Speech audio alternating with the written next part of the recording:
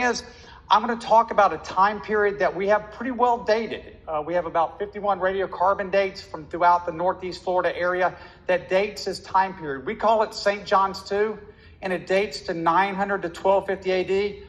Just for simplicity's sake, I'm always just going to say like 1,000 years ago. Okay, just make it easier, but just kind of keep that in mind.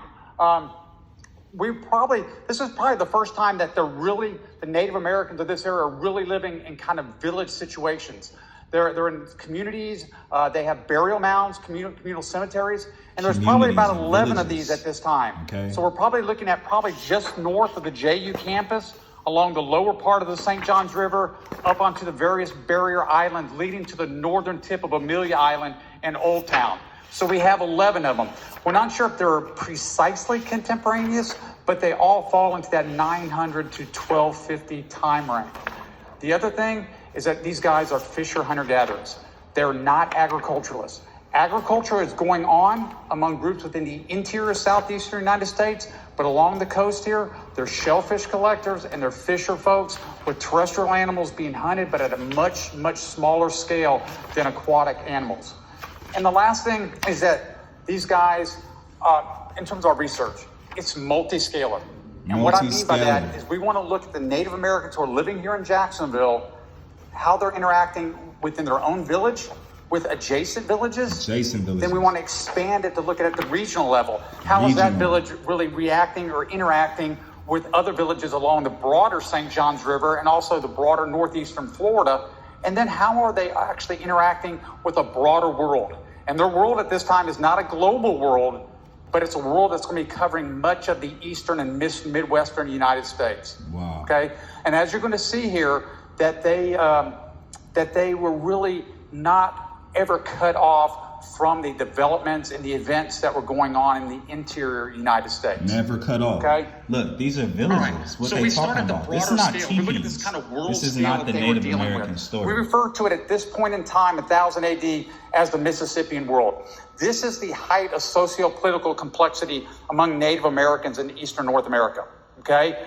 This is the time they have chiefdom-level socio-political organization, which means that there are chiefs in villages who are controlling other villages.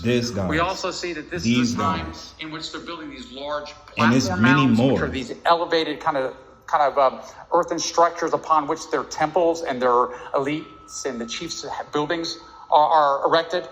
They're also involved in these long-distance interaction networks. Okay, and this is a big thing that's going on.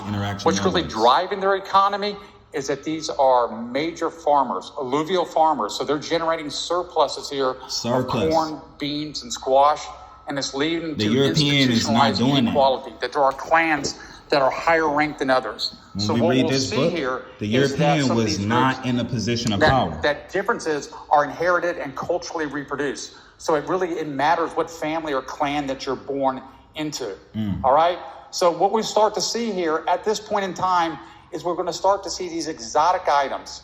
These items that are going to be really unique to specific areas are going to be kind of exchanged through broad interaction networks, and we see them really having a far-flung distribution. So we'll see copper that's coming from the Great Lakes region. We'll see galena, which is like a lead sulfide, a lead ore that's coming out of the Ozarks, that's coming out of southeastern Missouri. We'll see mica, which is a mineral coming out of the Appalachian Mountains. You don't even have to look to Africa. This is all particularly the igneous rocks, basalt, greenstone, that are fashioned into artifacts, and they're basically being kind of traded or exchanged over much broader areas. And coming out of this area, we'll start to see that it's going to be shells. Okay, that it's Busicon, whelks, it's olive, it's marginella. So these coastal resources are going to find their way in landlocked areas in the interior United States. So these things are moving through these interaction and exchange networks. I think in my title, I said trade. That's really a little misleading because really there are multiple types of mechanisms that are at play here. Some of it is trade. Some of it is kind of economic, okay? But others is more political. It's gift giving as part of alliance building or as part of diplomacy. It's groups or individuals going on pilgrimages to places. It's individuals going on vision or power or knowledge quests in which they're going to far-flung areas and they're bringing things with them or taking things back. There's through intermarriage. So there's really a lot of different things that are responsible for this wide distribution of all these materials. And many of these that are kind of exotics, they're being kind of passed around between elites, between the high-level people within society. Okay? But what we're going to see here is while in this interior area, they are all farmers, we are here, are fisher folks and shellfish collectors. So if I hit this one right here one more time, the Mill Cove complex is what I'm going to talk about here. This is kind of the centerpiece of our research. And I believe if you look across the state of Florida, 1,000 years ago, there are going to be two sites in the state that really stand out in terms of the amount of exotic materials that are coming into those sites from the interior or Midwestern United States. One of them is Mount Royal, which is along the St. Johns River near Willatka. The other one is in the Fort Caroline area, and it's the Mill Cove complex. And that's really what I'm going to focus on here. Mill Cove is located, basically it's that big kind of indentation, that oxbow in the St. Johns River. It's for black people and the Mill right Cove here. complex Or so-called black located people. It's just for to the west of Mississippians that. right here. Mill Cove, Okay, if you're a at Cherokee, point in if time you're here, a 1,000 Choctaw, years ago, Chickasaw, we're looking at it being 18 the black feet ones deep, are the Mississippians. turpin, incredible fisheries. There were all these little communities in the late 18 and 1900s along Mill Cove who were there for fishing.